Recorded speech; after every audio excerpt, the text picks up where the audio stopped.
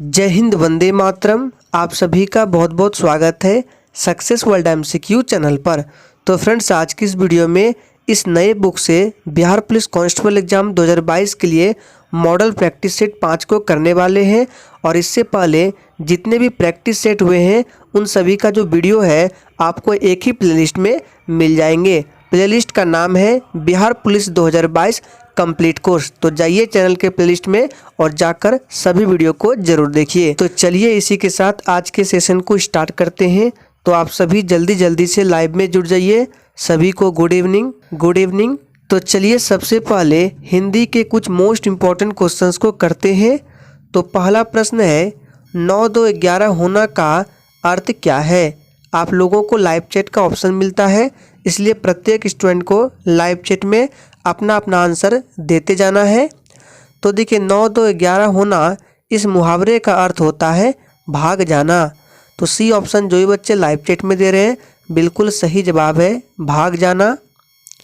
Next question देखिए, निम्नलिखित में से कौन सा रेखा चित्र महादेवी वर्मा का नहीं है। मोस्ट इम्पॉर्टेंट प्रश्न है। और जितने भी स्टूडेंट चैनल पर पहली बार आए हैं उनको बता दें, डेली रात 8:30 बजे बिहार पुलिस कांस्टेबल की तैयारी कराई जाती है। तो अगर आप करना चाहते हैं तो चैनल को सब्सक्राइब करके साथ में बेल आइकन को जरूर प्रेस कर लें, ताकि आप लोगों से एक भी इम्पोर्टेंट सेशन मिस ना हो। तो देखिए कौन सा रेखा चित्र महादेवी वर्मा का नहीं है। तो मंटो मेरा दुश्मन, ऑप्शन डी में जो है ये महादेवी वर्मा का नहीं है। ये जो रेखा चित्र है इसके लेखक है उपेंद्र नाथ अस्क। यहाँ पे लिख देते हैं उपेंद्र नाथ अस्क है इसके लेखक। नेक्स्ट क्वेश्चन देखिए, जय पराजय में कौन सा समास है। चलिए आंसर करते जाएंगे। और देखिए आपको समास के बारे में पता होना चाहिए। तो आप यहाँ देख सकते हैं जय पराजय में बीच में आपका हाइफन आ रहा है। तो जिस भी समास में बीच में हाइफन आता है वो समास क्या होता है, द्वंद्व समास। हाइफन का मतलब होता है योजक चिन्ह, याद रखना है योजक चिन्ह इस तरह से होता है। तो जिस भी शब्द के बीच में इस तरह का चिन्ह आए तो उसको आपको द्वंद्व समास में रखना है। तो इस प्रश्न का सही जवाब होगा सी ऑप्शन द्वंद्व समास। जिस समास के देखिए दोनों पद प्रधान होते हैं, दोनों अथवा विशेषण होते हैं, ऐसे समास को द्वंद्व समास कहा जाता है। नेक्स्ट क्वेश्चन को देखिए, कवंती रत्नाकर के रचनाकार कौन है। चलिए आंसर करते जाएंगे। तो देखिए इस प्रश्न का सही जवाब होगा ऑप्शन बी सेनापति है। नेक्स्ट क्वेश्चन, निम्नलिखित में से सही शब्द छांटिए। चलिए आंसर बताएंगे। देखिए सभी में कवित्री लिखा गया है, तो शुद्ध रूप कौन सा होगा वो आपको बताना है। तो देखिए कवित्री जो शुद्ध रूप से लिखा जाता है इस तरह से हम यहाँ लिख के बता देते हैं, कवयित्री इस तरह से होता है। तो देखिए किस ऑप्शन में है, तो ऑप्शन बी में दिया गया है कवित्री। बी ऑप्शन हमारा बिल्कुल सही जवाब है। नेक्स्ट क्वेश्चन को देखते हैं, निम्नलिखित में से कौन सा रोग घरेलू मक्खियाँ द्वारा संचारित नहीं होती है। चलिए प्रत्येक स्टूडेंट को लाइव चैट में आंसर करते जाना है और आप लोगों को एक भी प्रैक्टिस सेट को भूल कर भी मिस नहीं करना है। तो देखिए कौन सा रोग है जो घरेलू मक्खियों द्वारा संचारित नहीं होता है। तो इसका सही जवाब होगा पीत ज्वर। डी ऑप्शन बिल्कुल सही जवाब है। नेक्स्ट क्वेश्चन देखिए, अट्रैक्टिव फॉलिकल पाई जाती है, किसमें पाई जाती है। तो देखिए इस प्रश्न का सही जवाब होगा अंडाशय में। बी ऑप्शन हमारा सही जवाब है। अगर आपसे पूछे कि मानव शरीर की सबसे बड़ी ग्रंथि कौन सी है, तो लीवर है, यानी कि यकृत ग्रंथि है। नेक्स्ट क्वेश्चन देखिए, मानव स्त्री के अंडाणु में कितने ऑटोसोम पाए जाते हैं। चलिए आंसर करते जाएंगे। तो देखिए मनुष्य के अंडाणुओं एवं शुक्रवाणुओं दोनों में ऑटोसोम्स की संख्या एक समान होती है, यानी कि 22 ऑटोसोम्स पाए जाते हैं। तो ए ऑप्शन हमारा बिल्कुल सही जवाब होगा केवल 22। नेक्स्ट क्वेश्चन, डीएनए पर वर्धक स्थल करता है। फटाफट से आंसर करते जाएंगे। तो देखिए वर्धक स्थल ट्रांसक्रिप्शन के प्रारंभन स्थल होते हैं और यह प्रक्रिया जो है आरएनए पॉलीमरेज के प्रमोटर से जुड़ने पर प्रारंभ होता है। तो इसका सही जवाब होगा आरएनए पॉलीमरेज हेतु कोड डी ऑप्शन बिल्कुल सही जवाब है। नेक्स्ट क्वेश्चन को देखिए, पीसीआर तकनीक का प्रयोग होता है। तो सबसे पहले जानते हैं पीसीआर का फुल फॉर्म क्या होता है। तो इसका फुल फॉर्म होता है पॉलीमरेज चेन रिएक्शन। तो इस प्रश्न का सही जवाब क्या होगा, ऑप्शन चला जाएगा किसके साथ, ए के साथ चला जाएगा, डीएनए विस्तार हेतु इसका प्रयोग किया जाता है पीसीआर तकनीक का। नेक्स्ट क्वेश्चन, हाइड्रोजन बंध उपस्थित नहीं है किसमें। तो देखिए इस प्रश्न को हमने पहले भी कराया था प्रैक्टिस सेट में कि हाइड्रोजन बंध उपस्थित नहीं होते हैं हाइड्रोजन सल्फाइड में। तो सी ऑप्शन हमारा बिल्कुल सही जवाब है, हाइड्रोजन सल्फाइड में। नेक्स्ट क्वेश्चन देखिए, sp3 संकरण में किस आकृति का अणु बनता है। फटाफट से आंसर करते जाएंगे। तो देखिए sp3 संकरण में किस आकृति का अणु बनता है, तो चतुष्फलकीय बनता है, इसको याद कर लीजिए। नेक्स्ट क्वेश्चन देखते हैं, निम्न में से कौन सा भौतिक परिवर्तन का उदाहरण है। तो देखिए भौतिक परिवर्तन पहले होता क्या है उसको समझते हैं। तो भौतिक परिवर्तन में पदार्थ के भौतिक गुणों में परिवर्तन होता है। भौतिक परिवर्तन में कोई नया पदार्थ नहीं बनता है, बल्कि पदार्थ का एक अवस्था से दूसरी अवस्था में परिवर्तन हो जाता है। तो आप देख सकते हैं कागज का फटना ये भौतिक परिवर्तन का उदाहरण है, पेड़ का काटना भी है, जल का बर्फ बनना भी है, यानी कि ऑप्शन डी हमारा बिल्कुल सही जवाब है। नेक्स्ट क्वेश्चन देखिए, हाइड्रोजन गैस होती है अम्लीय होती है क्षारीय होती है, ना तो अम्लीय ना तो क्षारीय या कोई नहीं। तो देखिए प्रश्न 14 का राइट आंसर क्या होगा, तो याद रखना है हाइड्रोजन गैस जो है ये ना तो अम्लीय होती है और ना ही क्षारीय होती है। इसका सही जवाब बी ऑप्शन सी ऑप्शन हो जाएगा, ना तो अम्लीय और ना तो क्षारीय होती है, ध्यान रखना है। नेक्स्ट क्वेश्चन देखिए, निम्न में से प्रबलतम अम्ल होता है। चलिए आंसर करते जाएंगे। तो देखिए इस प्रश्न को हमने कल के प्रैक्टिस सेट में भी किया था। तो देखिए कल भी ये प्रश्न आया था और आज भी प्रश्न आया है, तो ये प्रश्न आप लोगों के लिए इम्पोर्टेंट बनता है। तो हमने बताया था कि आवर्त सारणी में हाइड्रोजन को किस में रखा जाता है, तो वर्ग 7a में रखा जाता है। और इसमें जो है समूह से ऊपर से नीचे जाने पर अम्लों की जो शक्ति है वो बढ़ती चली जाती है। तो हमने कल राइट आंसर बताया था HI जो है ये प्रबलतम अम्ल होता है। नेक्स्ट क्वेश्चन, जब आवर्त सारणी में ऊपर से नीचे की ओर आते हैं तो क्षार धातुओं का आकार क्या होता है। चलिए आंसर बताएंगे। बहुत ही शानदार और ज़बरदस्त प्रश्न पूछा गया है। तो देखिए जब आवर्त सारणी में ऊपर से नीचे की ओर आते हैं तो क्षार धातुओं का आकार जो है वो बढ़ता है। फर्स्ट ऑप्शन हमारा बिल्कुल सही जवाब हो जाएगा, ध्यान रखना है। नेक्स्ट क्वेश्चन को देखते हैं, जब रासायनिक अभिक्रिया में उत्प्रेरक प्रयुक्त किया जाता है तब क्या होता है। फटाफट से आंसर करते जाएंगे। तो देखिए सबसे पहले जानते हैं ये उत्प्रेरक क्या होता है। तो देखिए वे पदार्थ जो रासायनिक अभिक्रिया की दर को बढ़ा देते हैं उत्प्रेरक कहलाता है। तो देखिए इसमें क्या पूछा जा रहा है कि जब रासायनिक अभिक्रिया में उत्प्रेरक प्रयुक्त किया जाता है तब क्या होता है। तो इस प्रश्न का सही जवाब होगा सक्रियण ऊर्जा प्रभावित होती है, यानी कि बी ऑप्शन हमारा बिल्कुल सही जवाब है। नेक्स्ट क्वेश्चन, कोहरा कोलाइडी निकाय है किसका ये है, द्रव में गैस का, गैस में द्रव का, गैस में गैस का या गैस में ठोस का। तो देखिए कोहरा कोलाइडी निकाय है ये गैस में द्रव का है, बी ऑप्शन बिल्कुल सही जवाब है। और फ्रेंड्स देखिए अगर आप लोगों को सेशन थोड़ा भी पसंद आ रहा है तो सभी लोग सेशन को दिल से लाइक करेंगे और सेशन के ख़त्म होते ही सभी लोग सेशन को अपने दोस्तों के साथ जरूर शेयर करेंगे। नेक्स्ट क्वेश्चन, NH3 गैस में HCl की छड़ ले जाने पर निकलता है, कौन सा धुआं निकलता है। तो देखिए सबसे पहले याद रखिए NH3 गैस में जब HCl की छड़ को ले जाते हैं तो ये बनता है NH4Cl। तो याद रखना है NH4Cl का सफ़ेद धुआं निकलता है, यानी कि बी ऑप्शन हमारा बिल्कुल सही जवाब है। नेक्स्ट क्वेश्चन, निम्नलिखित में से कौन सी गैस वायुमंडल में नहीं पाई जाती है। फटाफट से आंसर करते जाएंगे। तो देखिए कौन सी गैस वायुमंडल में नहीं पाई जाती है, तो ये कौन सा है, रेडॉन है। डी ऑप्शन बिल्कुल सही जवाब है। नेक्स्ट क्वेश्चन, निम्नलिखित में से कौन सा हैलोजन ऑक्सी अम्ल नहीं बनाता है। चलिए आंसर करते जाएंगे, कौन सा हैलोजन ऑक्सी अम्ल नहीं बनाता है।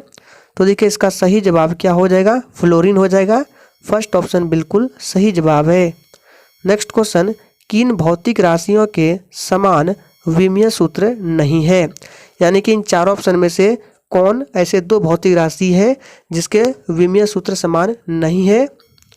तो देखिए इस प्रश्न का सही जवाब जो होगा बल एवं दाब हो जाएगा। बल का विमीय सूत्र यानी कि डायमेंशन क्या होता है, तो ML/T-2 होता है। और दाब का क्या होता है, तो दाब बराबर सूत्र होता है बल बटे क्षेत्रफल। यानी कि इसका हो जाएगा M, यहाँ पे लिख रहे हैं ML-1 T-1 होता है, T-2 होता है, ये दाब का होता है, ध्यान रखना है। तो देखिए ये बल का हो गया, ये दाब का हो गया, यानी कि दोनों अलग अलग है। तो ये ऑप्शन बिल्कुल सही जवाब हो जाएगा। कार्य तथा ऊर्जा का क्या होता है, तो इसको भी ध्यान रखिए। कार्य तथा ऊर्जा का होता है ML/T-2, ये कार्य तथा ऊर्जा का होता है। आवेग एवं संवेग का होता है ML/T-1। इन सभी को ध्यान रखना है, पूछा जाता है एग्जाम में। नेक्स्ट क्वेश्चन देखिए, न्यूटन का तीसरा नियम क्रिया प्रतिक्रिया के बराबर और विपरीत होती है, यह सिद्ध करता है किस नियम को। तो देखिए यह सिद्ध करता है किस नियम को, इसका सही जवाब होगा संवेग का संरक्षण नियम, यानी कि संवेग संरक्षण के नियम को सिद्ध करता है। नेक्स्ट क्वेश्चन, उत्कृष्ट गैसों में इलेक्ट्रॉनिक कोषों के क्रमशः जुड़ने से उनके निम्नलिखित गुणधर्म के मान में कमी होती है। आयनन ऊर्जा, परमाणु ऊर्जा, क्वथनांक या घनत्व।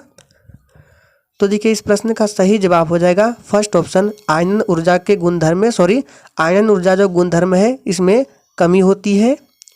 नेक्स्ट क्वेश्चन, मनुष्य की श्रव्यता की सीमा क्या है। चलिए आंसर बताएंगे। इस प्रश्न को हमने पहले भी बहुत बार कर चुका है। तो मनुष्य की श्रव्यता की जो सीमा है वो 20 से 20,000 है, यानी कि फर्स्ट ऑप्शन हमारा बिल्कुल सही जवाब है। नेक्स्ट क्वेश्चन, हास्य गैस है। चलिए आंसर करते जाएंगे। तो देखिए हास्य गैस क्या है, तो ये पहले भी बताया हमने, नाइट्रस ऑक्साइड है, यानी कि बी ऑप्शन बिल्कुल सही जवाब है। आपको कभी कभी ऑप्शन में सूत्र भी मिल सकता है, तो याद रखना है N2O है। नेक्स्ट क्वेश्चन, किस चंदेल राजा का एक अन्य नाम लक्ष्मण वर्मन था। मोस्ट इम्पॉर्टेंट प्रश्न है। और देखिए फ्रेंड्स, मैं आपसे एक भी पैसा लिए बिना आपको डेली क्लास प्रोवाइड करा रहा हूँ, और इसका जो PDF है मैं आपको बिल्कुल फ्री में दे रहा हूँ। तो आप लोगों का इतना फ़र्ज बनता है कि आप लोग सेशन को लाइक करें और सेशन को अपने सभी दोस्तों के साथ जितना हो सके शेयर करें। तो देखिए किस चंदेल राजा का एक अन्य नाम लक्ष्मण वर्मन था, इसका सही जवाब है धंग। नेक्स्ट क्वेश्चन देखिए, गोंडवाना लैंड सम्मिलित नहीं करता है। चलिए आंसर बताते जाएंगे। तो देखिए गोंडवाना लैंड सम्मिलित नहीं करता है चीन को, ऑप्शन सी हमारा बिल्कुल सही जवाब हो जाएगा। नेक्स्ट क्वेश्चन देखिए, द्वैत संघवाद का तात्पर्य क्या है। सभी ऑप्शंस को ध्यान से पढ़िए। तो देखिए द्वैत संघवाद का तात्पर्य होता है राष्ट्रीय और राज्य सरकारों का एक समान कार्य, यानी कि डी ऑप्शन हमारा बिल्कुल सही जवाब है। नेक्स्ट क्वेश्चन, बजट रेखा का ढाल निर्भर करता है, किस पर निर्भर करता है।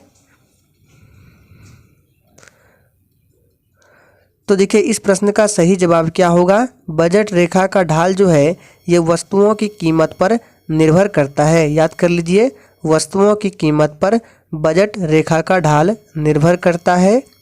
नेक्स्ट क्वेश्चन, असहयोग एवं बहिष्कार का कार्यक्रम कांग्रेस ने कहाँ के अपने विशेष अधिवेशन में पारित किया था। तो देखिए असहयोग एवं बहिष्कार का कार्यक्रम जो है कांग्रेस ने कोलकाता के अपने विशेष अधिवेशन में पारित किया था, तो इसका सही जवाब है कोलकाता। नेक्स्ट क्वेश्चन, भारत विभाजन के समय विभाजन काउंसिल की अध्यक्षता किसने की थी? मोस्ट इम्पॉर्टेंट प्रश्न है। और देखिए आपको प्रश्न के लेवल को देखकर भी पता चल गया होगा कि सारे प्रश्न सिलेक्टेड है और मोस्ट इम्पॉर्टेंट है। तो देखिए इसका सही जवाब क्या होगा? भारत विभाजन के समय विभाजन काउंसिल की अध्यक्षता लॉर्ड माउंटबेटन ने की थी। तो सही जवाब है लॉर्ड माउंटबेटन ने। नेक्स्ट क्वेश्चन, बिहार तथा उड़ीसा में कमिऔटी प्रथा क्या थी? चलिए सोच समझ कर आंसर करना है। बिहार तथा उड़ीसा में कमिऔटी प्रथा क्या थी? तो देखिए बिहार तथा उड़ीसा में कमिऔटी प्रथा जो है बंधुआ मजदूरी का एक रूप थी। तो इसका सही जवाब होगा सी ऑप्शन, बंधुआ मजदूरी का एक रूप। नेक्स्ट क्वेश्चन देखिए, पृथ्वी की आयु कितनी है? चलिए आंसर करेंगे। आपको लगभग में बताना है पृथ्वी की आयु कितनी है।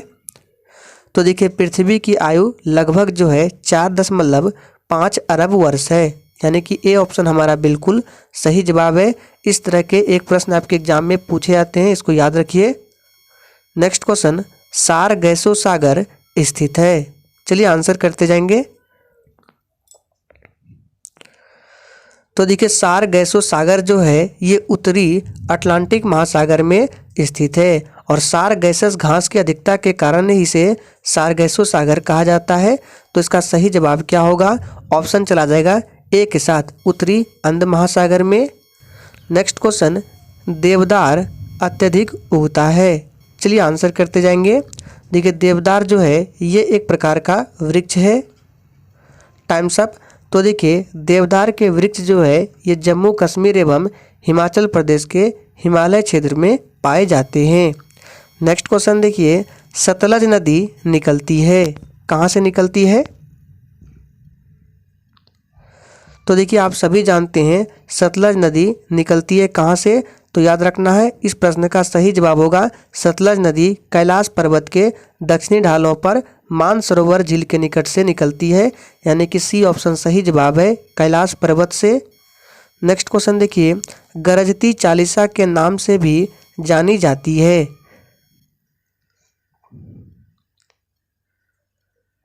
चलिए तो देखिए गरजती चालीसा के नाम से कौन जानी जाती है? इसका सही जवाब क्या है? डी ऑप्शन, पछुआ पवने। याद रखना है डी ऑप्शन हमारा बिल्कुल सही जवाब है। नेक्स्ट क्वेश्चन देखिए, वायुमंडल में कौन सी गैस पराबैंगनी किरणों को अवशोषित करती है? चलिए तो देखिए इस प्रश्न का सही जवाब क्या होगा? वायुमंडल में कौन सी गैस पराबैंगनी किरणों को अवशोषित करती है? तो ये है ओजोन गैस। याद रखना है ओजोन गैस, यानी कि ओजोन परत जो है ये किस मंडल में पाया जाता है? तो समताप मंडल में पाया जाता है। यह गैस जो है सूर्य से आने वाली पराबैंगनी किरणों को अवशोषित करती है। अच्छा, आपसे पूछा जाता है कि ओजोन दिवस कब मनाया जाता है? तो ये 16 सितंबर को मनाया जाता है। नेक्स्ट क्वेश्चन देखिए, वर्ष 2011 की जनगणना के अनुसार निम्नलिखित में से कौन सी एक श्रेणी राज्यों के उनकी कुल आबादी के घटते क्रम में सही दिया गया है? चलिए आंसर करेंगे, सोच समझ कर आंसर करना है। तो देखिए इस प्रश्न का क्या सही जवाब होगा? तो जनगणना वर्ष 2011 के अनुसार घटते हुए राज्यों की आबादी का सही क्रम है केरल, उसके बाद झारखंड, असम, पंजाब। तो देखिए किस ऑप्शन में दिया गया है? केरल, झारखंड, असम, पंजाब। ए ऑप्शन बिल्कुल सही जवाब है।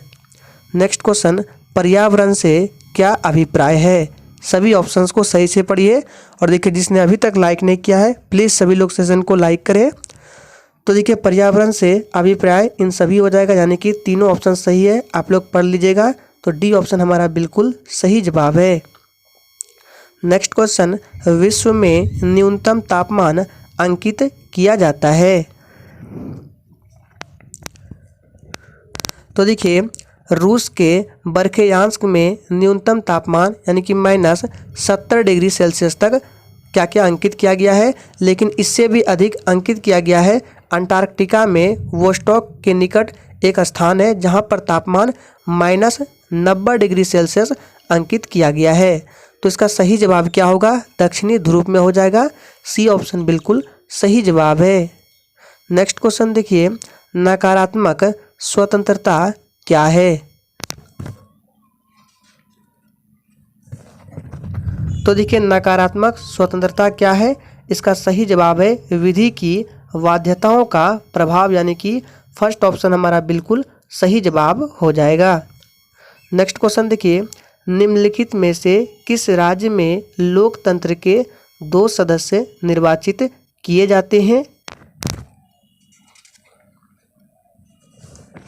चलिए तो देखिए किस राज्य से लोकतंत्र के 2 सदस्य निर्वाचित किए जाते हैं, तो इसका सही जवाब क्या होगा, त्रिपुरा से। फर्स्ट ऑप्शन हमारा बिल्कुल सही जवाब हो जाएगा, ध्यान रखना है। मिजोरम से कितना, तो 1, नागालैंड से भी 1 और सिक्किम से भी 1।